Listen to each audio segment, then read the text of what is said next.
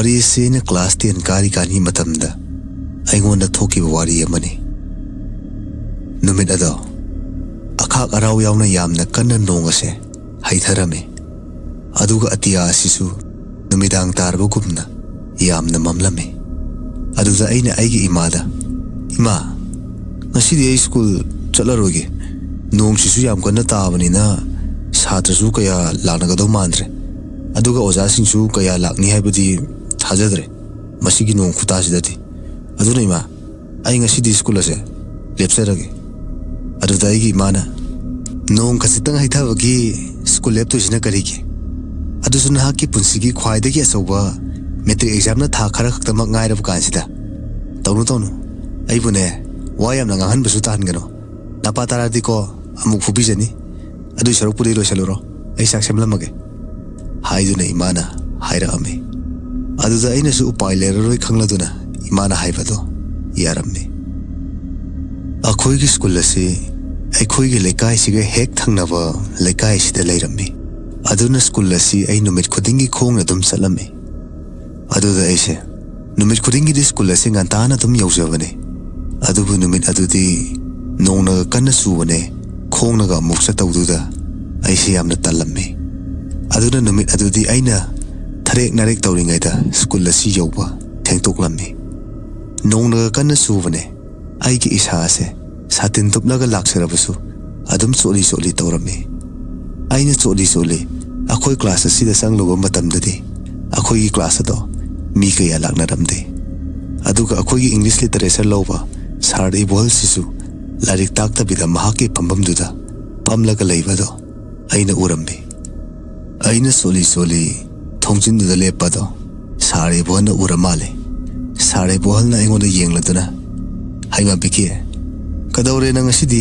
thingina nasamna gado loina solina tawrisi so pamuro nasam gado phadana taithu nahan ba yaba natiko exam naga naksala kansita aduda isu hoi sar hairam laga last bench da famleba ai marup santagi manakta sangsinduna famlambe namira nongnaga kana tawaduda mayrusu mulambe aduna sare polna satrasu kaya lakti mai sumut panina laire mayeksisu kaim hek udre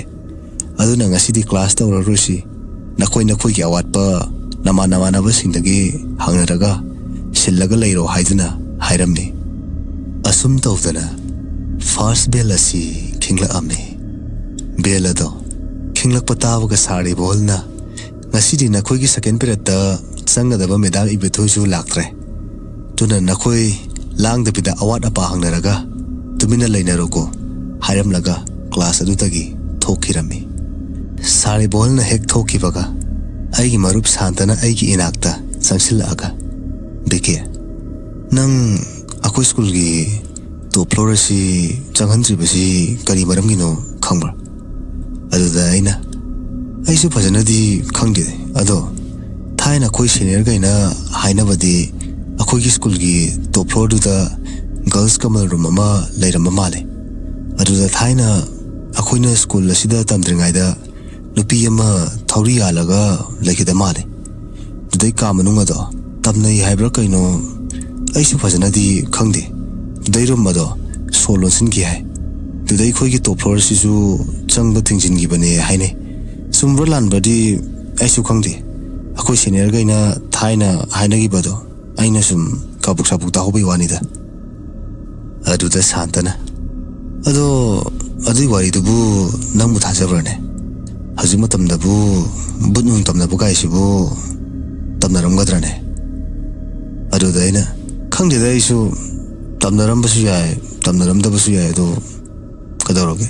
nang nazimaramda adukupna hangla iduba aduda santana sangsilaga aigi oi thangba lengjumba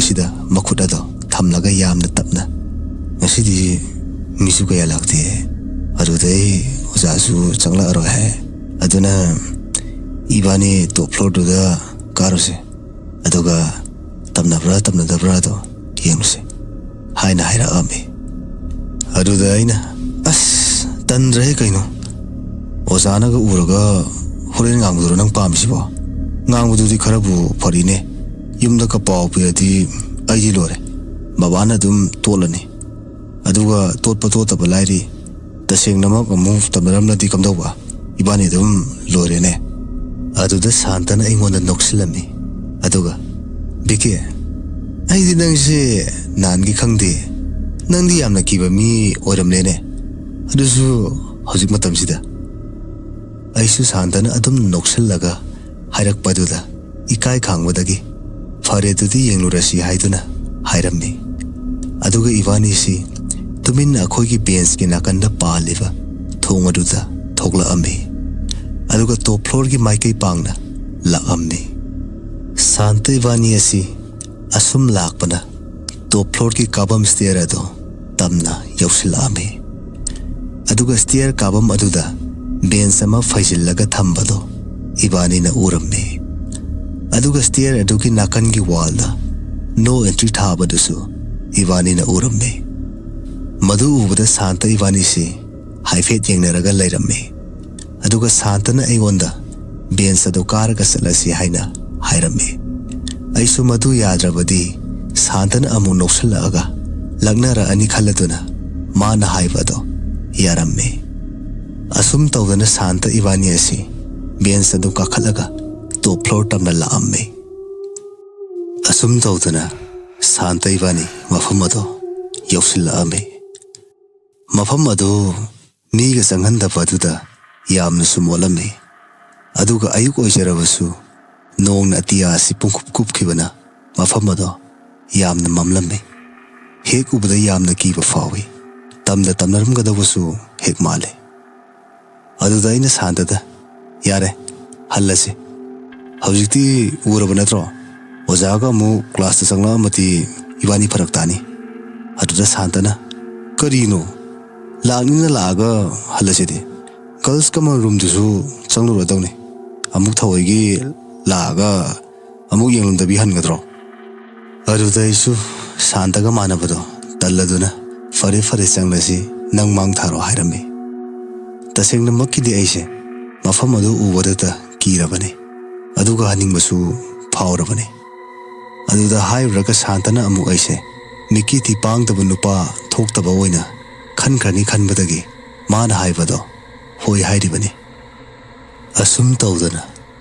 santa ibani girls kama room adu tamna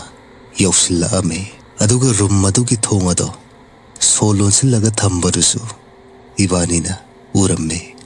aduda ina santada so sidi kamaina hangtoktoiba aduda santana yani ai tawge nangne naksida leiramo ai khogi ground dagi nunga makhulagane lake duna yani hairam laga aina salmina si haibga si tadana santa kanna senthakirame aisu upai lite mana kanna senthakibadudha ithanda lehoba tarame aina ithanda rum madugi mamangda leplingai gi matam asida aigi maningda kanagumba miyoy amana yamna thuna satkibagi saum ama aingonda faurame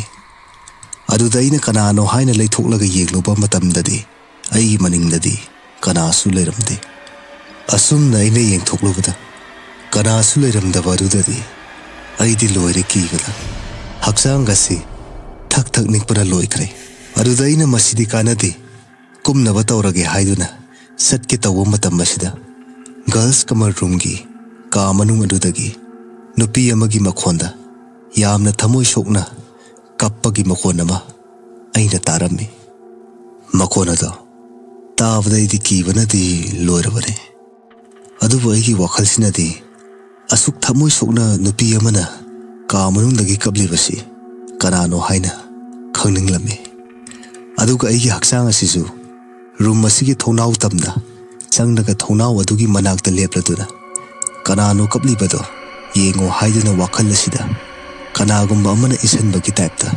tawrami aisu apunaba amana puba haibado oira male thonau adu tapna changsilami aduga thonau ado yamna tamna hangdolaga thonau adu te yenglami adubu aina thonau adu te yengloba matamdadi kaado imamamaga leirami tanja adu nong ase yamna kanna khongla ami aduga nong mamit asisu यामना गाना फागलामी नोंग ममित अदो यामना गाना फागलाबनिना ngasa imam mamaga leramba kaado pungan nga thoklaami aduga kaadugi kasinda nupi ama maning onthoklaga kappaga leibado aina urame aina asumna thonawda lepaga leibaduda ngasai gi maning onthoklaga leramba nupi ado tapna tapna aingolomda makok ado onsilaami aduga aingonda yamda kiningai uba mityengda yenglakami madu urubadagi aina kanna lauruduna thonawdudagi chelakami tanjaduda aigi marup santasu kakhalame aduda aina santagi makhudado pairaga asida kananoma lehore haiduna kanna selminarame aduga khoi school ki principal gi ka tapna changlakame aduga aina urakhiba mayamado sar principal da loina wali lirame aduda sar principal na igonda nangna hairisibu sengnabrani biki hairaga sari bohal sar principal Santa amadi ay girls kamal room tamna kakhalame mafam aduda amuka kakhalak padudadi aidi loire kibada sari bohalne room ado hek yobaga mahaki pikhaudagi somaya mama puthorame aduga sanaba amma khalladuna thongado hangtoklame aduga kaadugi mayadusu thalame adubu aina ngasai kaaduda urakhiba nupi adudi mafam aduda leiramdre aduda sari bolna aingonda munna yengluduna kadai nupi de haira ambi aduda ina sar ngasai si mapasida kaphobani haina khumlambi aduda sari bohal amadi sar principal di makhoi se santa ibani na sanare khalla male santa ibani bu principal room da pusinduna yamna thina nganglambi aduga santa amadi ibani gi ima pabungusu school da kaurambe thaudo adudagi aise aikoi babuna yamna thina nganglambi aduga nang sida leiba yaroi sida leiradi yamna ngausinadore hairame aduda aina hari mayamado asengba ngaktani haiduna khumlammi aduba aigi wari mayamado kanana su thajabiramde adudagidi aise Delhi gi yamna strict oiba school lamada aikoi babungna tamhallame aisu mafam aduda tambadagidi aingona thokiba thaudoksingado khara kauthokpa hauramme mayamata asida ngasigidi horror story ase loishinjare